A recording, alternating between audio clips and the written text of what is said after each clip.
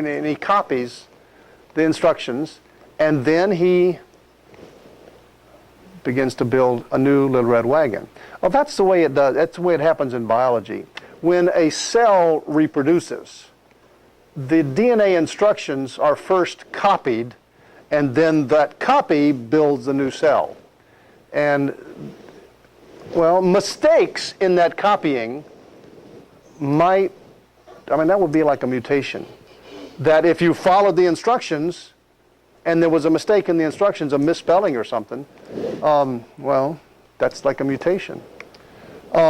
Speaking of that DNA information, Carl Sagan, who was billed as the smartest man alive until he died a few years ago, he said, the information, the coded information in the encyclopedia of the simplest cell is equivalent to 20 million pages of the Encyclopedia Britannica. That's how much information goes into the making of one cell from another. And now you're going to make a wagon from the previous wagon, and you've copied the instructions. That's what the cell has to do. Copy the 20 million pages of DNA instructions, and then follow the instructions and build a new cell. That's the way it works.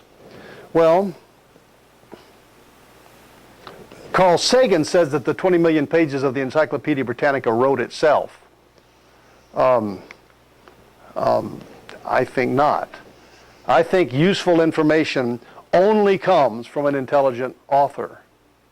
It doesn't come by random chance. But suppose we're talking about the wagon parable here now. We're talking about the wagon. And you're going to make a new wagon. And in copying the instructions, suppose you make, you're not careful and you make an error. And then when the wagon is built,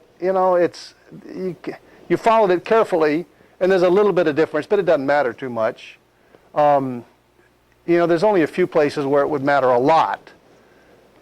But wagons, they're pretty complicated when you've got to have the instructions for finding the rubber and getting the rubber, and then smelting the iron ore and making the metal body, and the tongue that goes out there, it moves a little bit, and the wheels turn, and it's a pretty complicated thing when you break it all down. But so is a cell. A cell is much more complicated than a wagon. But suppose we've made some mistakes in the instructions, in copying the instructions. Let me ask you a question. Will you ever make enough mistakes in the generations of making mistakes in copying the DNA or the instructions? Will you ever make enough spelling errors to change the instructions from Little Red Wagon construction to that of a bicycle? Will you ever make that many mistakes? In 1 billion years will you make that many mistakes? Well, it does have 4 wheels like the wagon, this training bike. But there are some things on this bicycle that there's nothing like that in the wagon. This has a pedal system and the chain that turns the wheel. On the wagon, there's the tongue that you can pull, but there's nothing like that pedal and chain system. So you got to get some new genes. You can't just change. What do you change to get the chain? Because there's nothing on the wagon that even points in that direction. Well, you could make a scale. Well, you could change the handle, the tongue on the wagon, and make the steering system for the bike. But okay, you can say that. But again, a cell, a living cell, the simplest thing that you could call living. When they use the term simple life, that's just a meaningless term. There is no such thing as simple life. There are some types of life that are less complicated than others, but none of them are simple.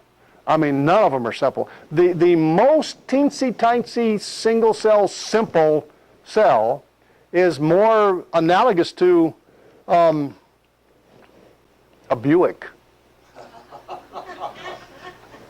And what in that bicycle can be changed into make a Buick? There's a lot of things about a Buick that just aren't in a bike or a wagon. You got to get new stuff. This is the simplest life. might be compared to a car with the internal combustion engine and the steering mechanism and the windshield wipers. I mean, what is that on a wagon? What changed from a wagon into the windshield wipers? I mean, but this would be analogous to the simplest teensy-tiny life, but many forms of life are much more complicated. When you get up to the multi-celled organisms that, like, how about a new Corvette that just rolled off the showroom floor? Now we're getting up to like a starfish. The complicatedness of a starfish.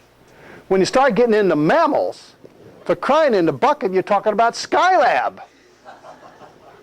Skylab is just an engineering marvel. It took a whole team of engineers years to design.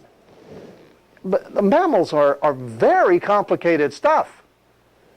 And then when you get to man, oh man, you're talking about the Starship Enterprise. How do you misspell the instructions for a little red wagon enough to make the Starship Enterprise? With its transporter room and its, the holodeck, I mean, how do you get there from here? It's just inconceivable. There's nothing about a wagon that you can change to get to the transporter room. It's different. It's new. Okay? Well, that's the problem that evolution must solve. They solve it with imaginary missing links. But the problem remains. The missing links remain missing.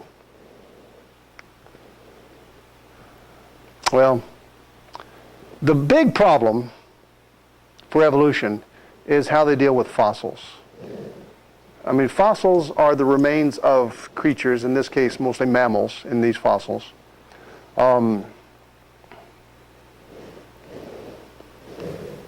When did they die? How did they die? How did they get buried? How did they get fossilized? I mean, there's just a lot of problems. And yet they base their whole model, their whole idea on the fossils. The fossils document the transformation of one type of organism into another.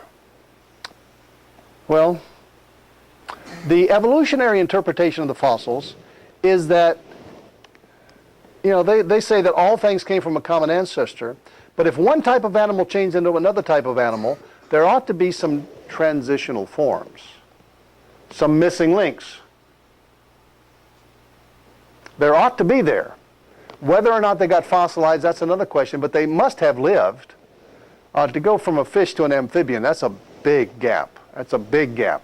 And there ought to be a lot of those transitional forms, half fish and half amphibian, and you could call it a fishibian if you wanted to. But in the creation idea, they talk about sudden appearance, that God created each kind as that kind. Dogs were dogs at the start, and cats were cats at the start, and they never did have a common ancestor. This missing link never existed. It's really missing. It just never existed. And you'll never find fossils of the missing link because it never existed. And so we would predict that you just wouldn't find transitional forms. And this has been a big problem for evolution for decades. I mean, they've tap danced around this problem for a long time, and they just can't produce the transitional forms. They produce a lot of... In fact, I was at a university one time debating... I didn't debate a person. I debated... As it turns out, I debated the whole biology faculty, which was in order about 550 or so